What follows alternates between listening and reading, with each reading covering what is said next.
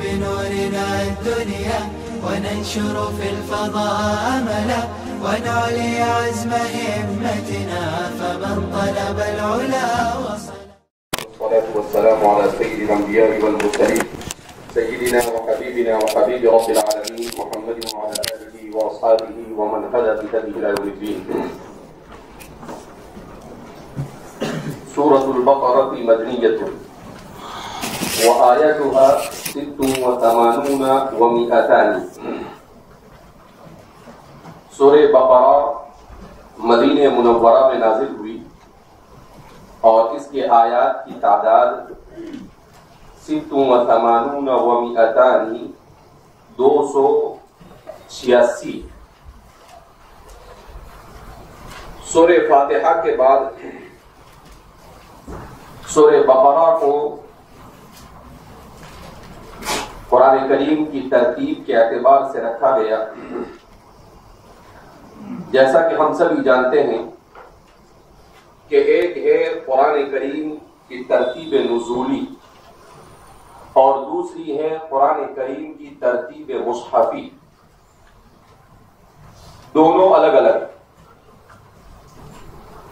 قرآن کریم کی ترتیب نزولی 23 سال کے عرصے میں نبی کریم صلی اللہ علیہ وسلم کی ذات اقدس پر حضرت جبریل علیہ السلام کے واسطے سے جب جس طرح کے احکام کی ضرورت پیش آئی، جس طرح کے اخلاق کو بیان کرنے کی ضرورت پیش آئی، جس طرح سے انسانوں کی رہنمائی کی ضرورت پیش آئی، اللہ رب العزت نے کبھی مکمل سورت کو نازل کیا، کبھی چند آیتوں کو نازل کیا اور کبھی آیت کے کسی جز کو نازل کیا. اس طرح سے قرآن کریم کا نزول نجمن 23 سال کے عرصے میں ہوا. اس کے نزول کے اعتبار سے سب سے پہلی سورت یہ سورہ اقراء ہے اور قرآن کریم کی ترتیب کے اعتبار سے سب سے پہلی سورت ترتیب مصحفی کے اعتبار سے سورہ فاتحہ. اس کے بعد ترتیب مصحف کے اعتبار سے دوسری سورت سورہ بقرہ.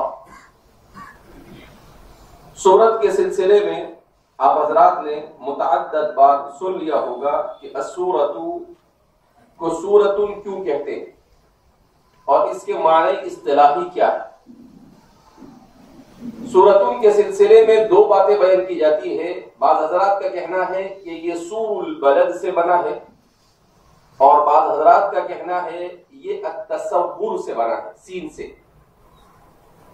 سور البلد سے بنا ہے تو اس کے معنی آتے ہیں شہر کی چہار دیواری. پہلے زمانے میں دشمن کے حملے سے بچنے کے لیے شہر کے چاروں طرف دیواریں بنا دی جاتی تھی، اسی کو سور البلد کہا جاتا تھا. اور سورت کو بھی اسی سے ماخوذ لیا گیا، اسی سے مشتق کیا گیا، اس طور پر کہ سورت میں بھی ہر طرح کے مضامین کو مقید کر دیا جاتا ہے، بیان کر دیا جاتا ہے.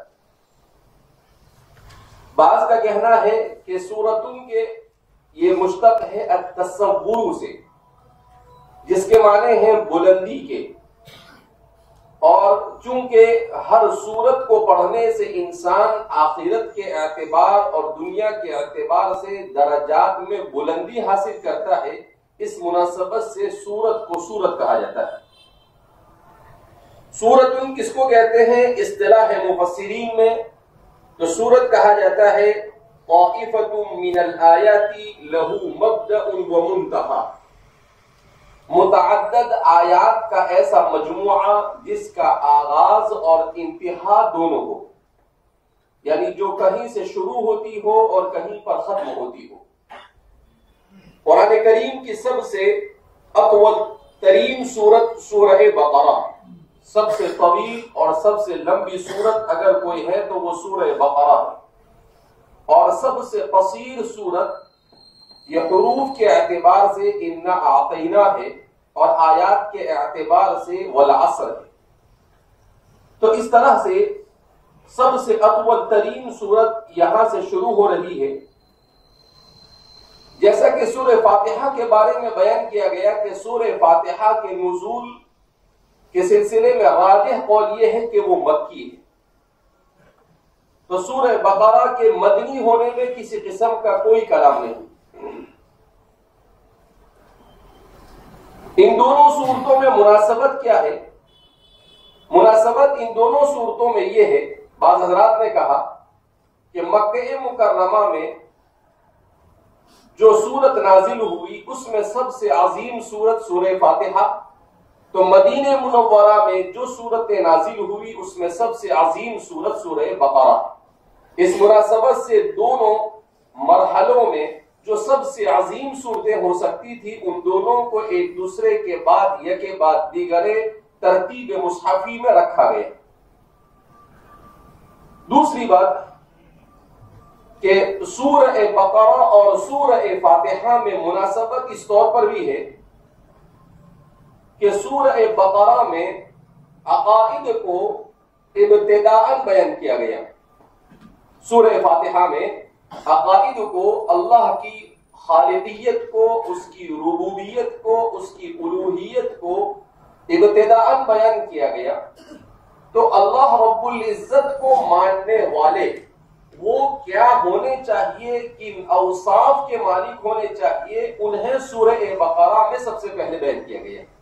گویا اس عقیدے کے حاملین کا نام کیا ہونا چاہیے، وہ مؤمنین اور متقین کون ہو سکتے ہیں جو سورہ فاتحہ میں مذکور تمام کے تمام امور کے جامع ہو. تو ان کو سب سے پہلے اس صورت میں بیان کیا گیا ہے. اس مناسبت سے اس سورہ مبارکہ کو سورہ فاتحہ کے بعد ذکر کیا گیا. اسی طرح سے بعض حضرات کا کہنا ہے کہ سورہ بقرہ یہ ایسی صورت ہے جو عقائد، اخلاق، آداب، احکام، معاشرت، معیشت، تجارت، زراعت، جتنے بھی انسانی زندگی کے اہم ترین مسائل ہو سکتے ہیں، نکاح، طلاق، ان تمام کے تمام کو جامع. اور سورہ فاتحہ میں اختصار کے ساتھ ان چیزوں کی طرف اشارہ کیا گیا تھا. ایاک نعبد و ایاک نستعین اہدنا الصراط المستقیم کے ذریعے سے. تو صراط مستقیم کی مکمل تفصیل اس سورہ مبارکہ میں ہے. گویا کہ صراط المستقیم، صراط الذین انعمت علیہم غیر المغضوب علیہم ولا الضالین کے بعد اس کی تفسیر کے طور پر اس سورہ مبارکہ کو ذکر کیا گیا کہ جو شخص صراط المستقیم کو جاننا چاہے وہ اس صورت میں مذکور جتنی بھی چیزیں مطلوب ہیں ان تمام کے تمام چیزوں پر عمل کر لے تو گویا کہ وہ صراط مستقیم کا مصداق بن جاتا ہے. اس طرح سے ہر مفسر نے اپنے اعتبار سے ان دونوں صورتوں میں مناسبتوں کو ذکر کیا ہے. جیسا کہ اس سے قبل بھی بیان کیا گیا کہ علم المناسبہ بین الآیات والسور مستقل ایک علم ہے جس پر علماء نے گفتگو کی ہے. اور اس میں سب سے بہترین کام علامہ بقائی رحمۃ اللہ علیہ نے کیا ہے، جنہوں نے اپنی تفسیر میں سورت اور آیتوں میں زیادہ سے زیادہ مناسبتوں کو ذکر کیا ہے. اور ہمارے ہندوستان کے مفسرین نے علامہ مہائمی رحمۃ اللہ علیہ نے اس چیز پر خاص طور پر توجہ دی ہے. 2 یا 3 جلدوں میں تفسیر مہائمی کے نام سے ان کی کتاب، ان کی تفسیر چھپی ہے عربی میں. اس میں بھی آپ نے زیادہ تر مناسبت ہی کے اوپر زور دیا ہے. بہرحال ہمارے مفسرین کی بڑی جماعت اس بات کے قائل ہے کہ پورا قرآن من اولی الی آخری یہ مربوط ہے، ایک دوسرے کے ساتھ ملا ہوا ہے. یہاں پر مضامین منتشر اور متفرق نہیں ہے، بلکہ پورا قرآن کریم سورہ فاتحہ سے لے کر سورہ ناس تک مربوط ہے. کسی نہ کسی طرح سے ہر آیت کی ایک دوسرے کے ساتھ مناسبت ہے. ہر سورت کی ایک دوسرے کے ساتھ مضامین کے اعتبار سے مناسبت پائی جاتی ہے، تو گویا کہ اتنی بڑی کتاب کے مرتب اور منظم ہونا یہ بھی اس کے من جانب اللہ ہونے کی دلیل ہے۔ تو سورہ بقرہ، سورۃ البقرہ، اس سورت کا نام رکھا گیا سورۃ البقرہ، تسمیۃ الکل باسم الجزء کے قبیل سے، اس لیے کہ ویسے تو اس سورہ مبارکہ میں بے شمار مضامین کو ذکر کیا گیا، اسی لیے کہتے ہیں کہ اس سورت کو بعض حضرات نے سورۃ التشریع کا نام دیا کہ پوری شریعت کو اس میں سمو دیا گیا ہے۔ اللہ کے رسول صلی اللہ علیہ وسلم نے اسی لیے اسے سنام القرآن کہا، کبھی اللہ کے رسول صلی اللہ علیہ وسلم نے اسے فسطاط القرآن کہا۔ تو اس طرح سے اگرچہ اس کا ایک نام سورہ بقرہ ہے، البتہ احادیث مبارکہ میں کبھی اسے زہرۃ القرآن کہا گیا، کبھی اسے فسطاط القرآن کہا گیا، اور کبھی اللہ کے رسول صلی اللہ علیہ وسلم نے اس سورہ مبارکہ کو گویا کہ پوری شریعت کا خلاصہ بیان کیا۔ اس کو تسمیۃ الکل باسم الجزء کے لیے آخر کار واقعہ بقرہ ہی کو کیوں منتخب کیا گیا؟ کیوں اس کے علاوہ کسی اور بے شمار واقعات کو اس میں ذکر کیا گیا ہے؟ ان واقعات کو چھوڑ کر سورہ بقرہ میں خاص طور پر بنو اسرائیل کے اس واقعے کو ذکر کیا گیا، اسی کی مناسبت سے اس کا نام سورہ بقرہ رکھا گیا، جو اس سورہ مبارکہ کے 8ویں اور 9ویں رکوع میں مذکور ہے۔ تو یہ اس وجہ سے اس کی ایک بنیادی وجہ یہ سمجھ میں آتی ہے کہ انسان کے لیے دنیا میں جہاں پر بہت سارے مسائل ایسے ہیں جس کا سمجھنا انسان کے لیے بڑا دشوار اور مشکل ہوتا ہے، ان میں سب سے زیادہ مشکل مسئلہ انسان کے لیے یہ ہے کہ وہ انسان کے مرنے کے بعد دوبارہ زندہ ہونے پر یقین نہیں رکھتا۔ اسے یہ ہوتا ہے کہ ایک مرتبہ بدن سے روح نکل گئی تو دوبارہ یہ بدن کیسے زندہ ہوگا، یہ تو سمجھ میں آتا نہیں ہے۔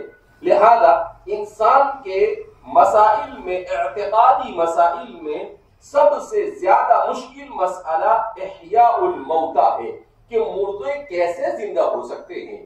مردے کے زندہ ہونے کا کوئی سوال پیدا ہوتا نہیں ہے۔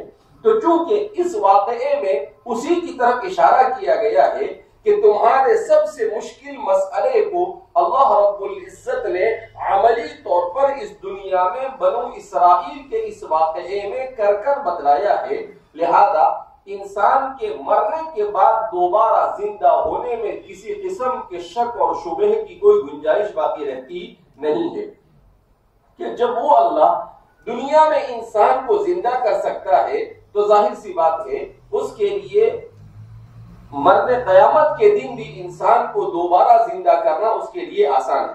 اسی لیے ہم دیکھتے ہیں کہ اس سورہ مبارکہ میں ایک نہیں متعدد مقامات پر اس طرح کے واقعات کو ذکر کیا گیا ہے۔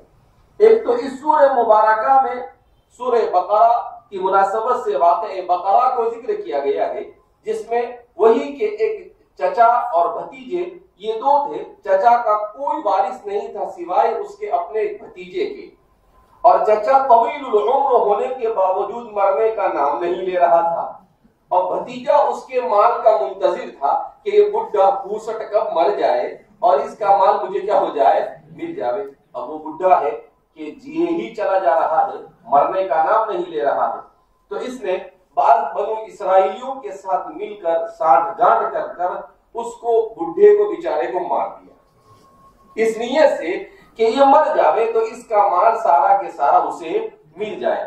اور پھر چونکہ بنو اسرائیل کے چند سردار بھی اس کے ساتھ ملے ہوئے تھے تو انہوں نے یہ سانٹھ گانٹھ کی کہ ہم کسی کو بتائیں گے نہیں کہ بھئی کس نے مارا ہے۔ لہذا حضرت موسیٰ علیہ السلام اچھا بیوقوف اتنے بڑے کہ ان کو معلوم نہیں تھا کہ حضرت موسیٰ زندہ ہے اور گورنمنٹ آف آسکائی ان کے ساتھ میں ہے، کتنا بھی چھپا لو چھپنے والا ہے نہیں، لیکن انسان جب حماقت پر آتا ہے تو عقل پر پردے پڑ جاتے ہیں۔ لہذا اس بنا پر ان کی عقل نے کام نہیں کیا اور انہوں نے اس کو اسی لیے قرآن کریم میں کیا فَدَّارَأْتُمْ فِيهَا کہ تم تو چھپانا چاہتے تھے، ایک دوسرے کے اوپر ڈال کہ تو بولنا اس نے مارا، تو بولنا اس نے مارا، اس طرح سے اس مسئلے کو ہم پیچیدہ بنا دیں گے اور کسی طرح سے کسی کو پتا چل سکے گا نہیں۔ اب بنو اسرائیل کی دوسری جماعت تھی جو ان کے ساتھ سانٹھ میں نہیں تھی، اس نے حضرت موسیٰ سے کہا کہ ہم کو تو معلوم کرنا ہے کہ یہ بڑے میاں کو مارا کس نے، کچھ بھی کرتا۔ حضرت موسیٰ علیہ السلام نے کہا کہ چل یہ بھی باقی رہ گیا تھا تیرا بھی، کہا ٹھیک ہے وہ بھی ہو جائے گا۔ بہرحال گائے ذبح کرنے کے لیے کہا گیا انہیں، اور ان بیوقوفوں نے سوال پر سوال کیے، اللہ نے بھی ان کے جواب پر جواب دیے۔ کہا کتنے سوال کرتا ہے تو، جتنے سوال کرے گا ہمارے پاس اس سے زیادہ جواب کیا ہے موجود ہے۔ اخیر میں بہرحال انہوں نے انشاءاللہ کہہ دیا تو کام کیا ہو گیا، بچ گیا، اور وہ کسی طرح سے اس گائے کو لے کر آئے، اس کو ذبح کیا، اور ذبح کرنے کے بعد اس گائے کے کسی جز کو اس مردے کے ساتھ لگایا گیا تو وہ زندہ ہو گئے۔ جب وہ زندہ ہو گئے اور زندہ ہونے کے بعد کہا کہ یہ میرا بھتیجا ہے اور یہ اس کے ساتھ فلاں فلاں فلاں فلاں ہے، ان نے سب نے مل کر مجھے مارا ہے، اور یہ بول کے واپس مار گیا۔ تو اب اللہ نے کہا کہ اس واقعے سے پتا چلا کہ اللہ مردے کو زندہ کرنے پر کیا ہے قادر، وہ مردے کو کیا کر سکتا ہے، زندہ کر سکتا ہے۔ وَمَا ذَلِكَ عَلَى اللَّهِ بِعَزِيزٍ۔ لیکن ہمارے علماء نے لکھا ہے کہ الموت علی نوعین، موت کی دو قسمیں ہوتی ہے، ایک ہوتی ہے موت حقیقی اور دوسری ہوتی ہے موت عارضی۔ کہا یہ جتنے بھی مرنے کے بعد دوبارہ زندہ کیے جانے کے واقعات ہیں، ان واقعات میں یہ اللہ کے علم کے مطابق موت عارضی ہے، موت حقیقی نہیں۔ کیوں کہ موت حقیقی کے بعد تو کوئی زندہ نہیں ہو سکتا ہے، موت حقیقی کے بعد کوئی زندہ نہیں ہو سکتا ہے۔ جیسے موسیٰ علیہ السلام کے ساتھ کوہ طور پر گئے تھے، وہاں پر بھی جو مرے تھے کہا کہ وہ موت عارضی، وہ موت حقیقی نہیں۔ کیوں کہ موت حقیقی کے بعد انسان کے سامنے آخرت کے مناظر آ جاتے ہیں، اور آخرت کے مناظر کو ایک بار دیکھ لینے کے بعد دوبارہ دنیا میں آنے کی گنجائش ہوتی نہیں۔ لو ان لنا کرۃ کے خلاف ہے، ایک مرتبہ دیکھ لیا ختم ہو گئی بات۔ لہذا یہ جتنے بھی اموات کے واقعات ہیں اس کو موت حقیقی پر محمول نہیں کیا جا سکتا ہے۔ بہرحال تو اس واقعے کو بھی اس سورہ مبارکہ میں ذکر کیا گیا۔ اسی طریقے سے اس سورہ مبارکہ میں اللہ رب العزت نے حضرت عزیر اور حضرت ابراہیم کے واقعے کو بھی ذکر کیا۔ دوسرے پارے میں الم تر الی الذین خرجوا من دیارہم وهم الوف حذر الموت والے واقعے کو بھی ذکر کیا۔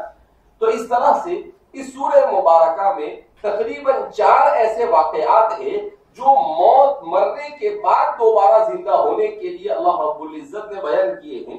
تو اس وجہ سے اس سورہ کو اگرچہ سورہ بقرہ کہا، مگر احیاء موتیٰ کے مستحیل ہونے کا انسان کے ذہن میں جو تصور ہے اس تصور کو ختم کرنے کے لیے کہ یہ مستحیل نہیں ہے، ممکن ہے، اور ایسا ہوا ہے کہ اللہ نے أَلَمْ تَرَ إِلَى الَّذِينَ خَرَجُوا مِنْ دِيَارِهِمْ وَهُمْ أُلُوفٌ حَذَرَ الْمَوْتِ فَقَالَ لَهُمُ اللَّهُ مُوتُوا ثُمَّ أَحْيَاهُمْ، کہ ایک ساتھ اگر ہزاروں بھی مر جاتے ہیں تو انہیں زندہ کرنا بھی اللہ کے لیے آسان، ایک آدھ مرتا ہے اسے زندہ کرنا بھی آسان۔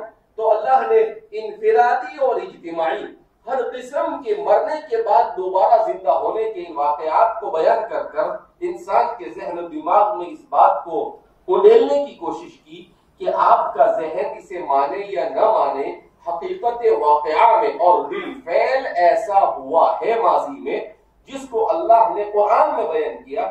اور قرآن کریم لیس اساطیر الاولین، یہ پہلے لوگوں کی من گھڑت کہانیاں نہیں ہیں بلکہ یہ حقائق الاولین ہے کہ پہلے لوگوں کی جو حقیقت کیا تھی، ان حقیقی چیزوں کو اگر کسی نے بیان کیا ہے دنیا میں تو وہ صرف اور صرف کس نے بیان کیا ہے، کتاب اللہ نے بیان کیا ہے۔ تو اس مناسبت سے اس سورت کا نام سورۃ البقرہ رکھا گیا۔ ایک بات یہ بھی سمجھ میں آتی ہے کہ ان لوگوں نے جو گوشالہ پرستی کی تھی وہ بھی اسی لیے کی ہوگی، اگر وہ واقعہ اس واقعے کے بعد کا ہے تو کہ بھئی اس سے تو مردہ بھی زندہ ہوتا ہے تو اس کی عبادت کرنی چاہیے، اور پھر ہو سکتا ہے وہی سنت چلی آئی اور ہمارے ہندوستان کے ہندوؤں کے اندر بھی یہ سنت زندہ ہو گئی کہ انہوں نے اس کو ماتا بنا لیا ہے، انہوں نے اس کو کیا بنا لیا ہے، ماتا بنا۔ تو ہو سکتا ہے روایتاً ان لوگوں کے درمیان بھی ہے۔ اس کا مطلب یہ ہے کہ یہ احیاء سنت بنی اسرائیل کے مصداق ہے، بنی اسرائیل کی سنت کیا کر رہے ہیں، یہ احیاء کر رہے ہیں۔ بہرحال تو سورۃ البقرہ مدنیۃ، یہ سورہ مبارکہ مدنی ہے، وآیاتها 86 و200، اور اس کی آیتوں کی تعداد یہ 286 ہے۔ بسم اللہ الرحمن الرحیم، شروع کرتا ہوں اللہ کے نام سے جو بڑا مہربان نہایت رحم کرنے والا ہے۔ الف لام میم، ذالک الکتاب لا ریب فیہ ھدی للمتقین الذین یؤمنون بالغیب ویقیمون الصلاة ومما رزقناهم ينفقون والذین یؤمنون بما انزل الیک وما انزل من قبلک وبالآخرة هم یوقنون۔ سب سے پہلے اس سورہ مبارکہ میں الف لام میم بسم اللہ پر چوچو کے تفسیر کے ساتھ اس سے پہلے کلام کیا جا چکا ہے، لہذا اس سورہ مبارکہ کی سب سے پہلی آیت الف لام میم ہے، تو مصنف سب سے پہلے اسی پر کلام کریں گے۔ الف لام میم وسائر الالفاظ التي يتهجى بها اسماء مسمياتها الحروف التي ركبت منها الكلم لدخولها في حد الاسم واعتبار ما يختص به من التعريف والتنكير والجمع والتصغير ونحو ذلك عليها، وبه صرح الخليل وأبو علي وما روى ابن مسعود رضي الله عنه أنه عليه الصلاة والسلام قال: من قرأ حرفا من كتاب الله فله حسنة والحسنة بعشر أمثالها، لا أقول ألف لام ميم حرف، بل ألف حرف ولام حرف وميم حرف، والمراد به غير المعنى الذي اصطلح عليه، فإن تخصيصه به عرف مجددا بل المعنى اللغوي، ولعله سماه باسم مدلوله۔ سب سے پہلے بحث کرتے ہیں الف لام میم کہ الف لام میم یہ کیا ہے۔ تو الف لام میم اس کے سلسلے میں ایک تو حضرات مفسرین کے درمیان شدید اختلاف پایا جاتا ہے۔ سیدنا حضرت ابوبکر صدیق رضی اللہ تعالیٰ عنہ سے جو آثار منقول ہے اس کے مطابق وہ فرماتے ہیں کہ حروف المقطعات سر بیننا وبین اللہ یا بین اللہ ورسولہ، کہ ہر کتاب میں کچھ اسرار و رموز ہوتے ہیں، کچھ راز ہوتے ہیں۔ کہا حروف مقطعات یہ راز ہے اللہ اور رسول اللہ کے درمیان۔ یہ سیدنا حضرت ابوبکر صدیق رضی اللہ تعالی عنہ سے منقول ہے۔ حضرات صحابہ میں سے بعض صحابہ یہ کہتے ہیں کہ حروف مقطعات یہ گویا کہ اللہ کے اسماء کی طرف اشارہ۔ حضرت عبداللہ ابن عباس رضی اللہ تعالیٰ عنہ سے منقول ہے کہ ہر حرف اللہ کے کسی اسم کی طرف اشارہ کرتا ہے۔ بعض حضرات کا کہنا یہ ہے کہ یہ اسماء السورہ، یہ سورتوں کے نام ہیں۔ بعض حضرات کا کہنا یہ کہ حروف مقطعات یہی اسماء اللہ ہے، یہی اللہ کے اسماء اور اس کے ناموں میں سے۔ بعض حضرات کا کہنا ہے کہ الف لام میم اور حروف مقطعات یہ سب کے سب کسی کلام مخفف کے طور پر لائے گئے، یعنی ایک تفصیلی کلام ہوتا ہے اور اس تفصیلی کلام کی جگہ پر اسے لا کر رکھا جاتا ہے۔ جیسے الف لام میم میں الف سے مراد اللہ، لام سے مراد جبریل اور میم سے مراد محمد، یعنی انزلہ اللہ بواسطۃ جبریل الی محمد۔ کہا کہ یہ اس کا معنی ہے کہ یہ وہ کتاب ہے جسے اللہ رب العزت نے سیدنا حضرت جبریل علیہ السلام کے واسطے سے محمد عربی صلی اللہ علیہ وسلم کی ذات اقدس پر نازل کیا۔ تو فرماتے ہیں اس پورے کلام کا مخفف ہے یہ الف لام میم۔ بہرحال بعض حضرات کا کہنا یہ ہے کہ حروف مقطعات لا کر اللہ رب العزت نے کفار مکہ نے جب یہ کہا وَالْغَوْ فِيهِ لَعَلَّكُمْ تَغْلِبُونَ کہ جب قرآن پڑھا جاوے تو تم شور مچاؤ، تو اللہ رب العزت نے 29 حروف ہجا میں سے 14 حروف ہجا کو مقطعات کے طور پر ذکر کیا، اور اللہ نے کہا کہ جن حروف کے ذریعے سے تم لوگوں نے کلام بنایا ہے، ہم نے بھی انہی حروف سے اپنے اس کلام کو مرکب کر کر بنایا ہے۔ اگر تمہارے اندر مجال ہے تو تم بھی انہی حروف سے اس سے بہتر کلام لے کر آؤ، یا کم از کم اس کے مساوی کلام لے کر آؤ۔ تو فرماتے ہیں کہ بطور تحدی کے حروف مقطعات کو ذکر کیا گیا۔ کیسے ذکر کیا گیا؟ بطور تحدی کے یعنی چیلنج کے طور پر حروف مقطعات کو لایا گیا۔ اس طرح سے حضرات مفسرین نے الف لام میم اور حروف مقطعات کے سلسلے میں متعدد اپنی آراء کو ذکر کیا ہے۔ ان حروف کو حروف مقطعات کیوں کہتے ہیں؟ اس لیے کہ اس سے مقطع پڑھا جاتا ہے، یعنی اسے الگ الگ کر کر پڑھا جاتا ہے۔ الف لام میم تو لکھا جاتا تو ایک ساتھ ہے، مگر جب پڑھنے میں آتا ہے تو اسے تقطیع کے ساتھ یعنی جدا کر کر کر پڑھا جاتا ہے۔ اس مناسبت سے اسے کیا کہا جاتا ہے؟ حروف مقطعات کہا جاتا ہے۔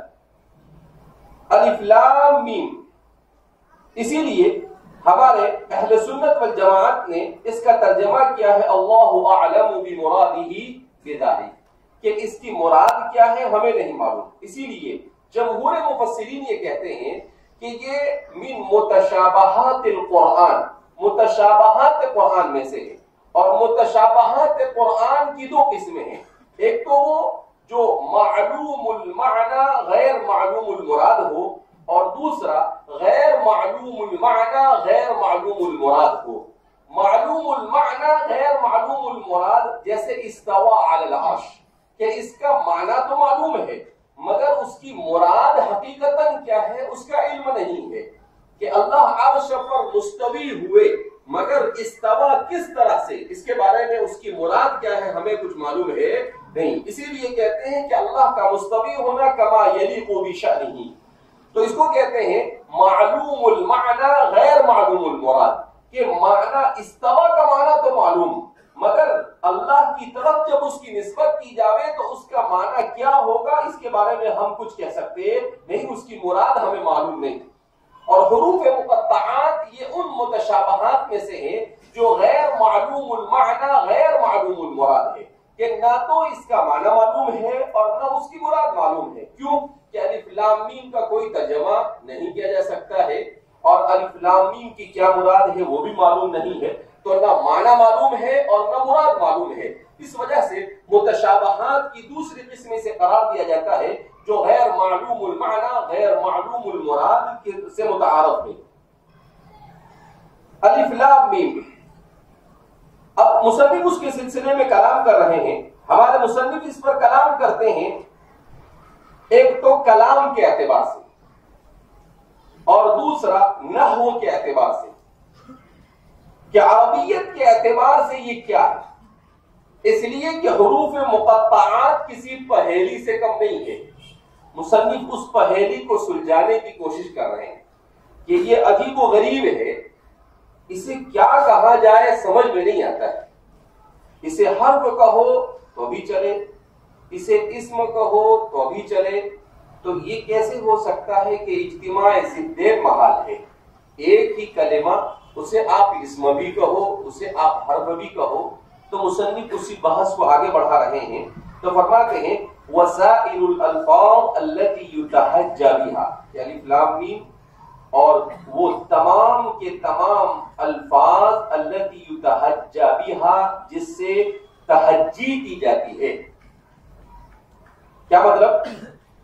کہ الف لام میم اور جتنے بھی حروف مقطعات اور حروف مقطعات کے علاوہ دیگر جتنے بھی حروف ہجا جسے کہا جاتا ہے، حروف ہجا کو ہجا کیوں کہتے ہیں؟ اس لیے کہ اسے ایک دوسرے سے ملا کر ہجے کر کر کیا کیا جاتا ہے، پڑھا جاتا ہے۔ تو فرماتے ہیں کہ یہ سب کے سب وسائل الالفاظ التي يتحجى بها، کہ جس کے ذریعے سے تحجی کی جاتی ہے، آگے مصنف میں کہ اسماء مسمیاتها الحروف التي ركبت منها الكلم، کہا کہ یہ حروف کے مسمیات کے اسماء ہے. پہلے آئی نا کیا بیان کر رہے ہیں؟ حروف کے مسمیات کے اسماء التي ركبت منها الكلم، جس سے کلمات مرکب ہوتے ہیں، فی حد لدخولها فی حد الاسم، اس کے اسم کی تعریف کے تحت مندرج ہونے کی وجہ سے. اب کیا بیان کر رہے ہیں کہ دیکھو یہ جو حروف ہے، حروف ہجا جس کو ہم کہتے ہیں، کہا یہ بہت بڑی پہیلی. کیا کہتے ہیں؟ کہا ایک تو آپ اسے لکھو الف، اور دوسرا آپ اسے پڑھو الف. تو اگر آپ اس کو الف لکھتے تو حرف ہے، اور اگر آپ الف لام اور فا کے ساتھ اس کو لکھتے ہیں تو یہ الف یہ اسم بن جاتا ہے. یہ کیا بن جاتا ہے؟ اسم بن جاتا ہے. کہ عجیب پہلی ابھی کا اس کو کیا کہا جائے سمجھ میں آتا نہیں. مسلم نے کہا کہ نہیں کیوں نہیں سمجھ میں آتا ہے؟ اللہ نے بھیجا دیا ہے، غصہ تو دیا نہیں ہے. کہا سمجھیے، سمجھنے کی کوشش کرتے ہیں. تو اب وہ اس کو کیا کر رہے ہیں؟ سمجھا رہے ہیں کہ دیکھو ایک ہے حروف ہجا، دوسرا ہے اس کا تلفظ. کہاں دو الگ الگ چیزیں. ایک ہے حروف ہجا کا کتابت میں منفرد لکھا جانا، اس کا کتابت میں منفرد الف با. تو یہ جو منفرد لکھا جائے گا تو یہ تو حروف ہجا، یہ حروف ہے. اچھا یہ حروف کون سے ہیں؟ آپ نے پڑھا ایک ہے حروف مبانی اور دوسرے حروف معانی. یہ حروف مبانی، یہ کیا حروف مبانی؟ معانی نہیں، من الى عن، یہ حروف معانی. اس میں معنی نہیں ہے، اس سے کلمات کی بنا ہوتی، اس لیے اس کو حروف بنا کہتے ہیں. تو کہا کہ یہ تو بنا. البتہ جب آپ اس کو پڑھیں گے اور الف لام اور فا لکھیں گے تو یہ ایک نہیں ہو گیا، تین ہو گئے. الفن، ھذا الفن، تو یہ اسم بن گیا. تو یہ کیا ہو گیا؟ اسم بن گیا.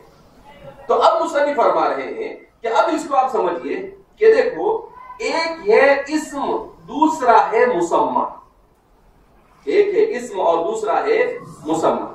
کہا جو یہ حروف جیسے الف با تا یہ لکھے جاتے ہیں تو یہ کیا ہے؟ اسم ہے. یہ کیا ہے؟ اسم ہے. اور اس کو جو ہم الف با تا پڑھتے ہیں یہ اس کے مسمیات ہے. یہ کیا ہے؟ اس کے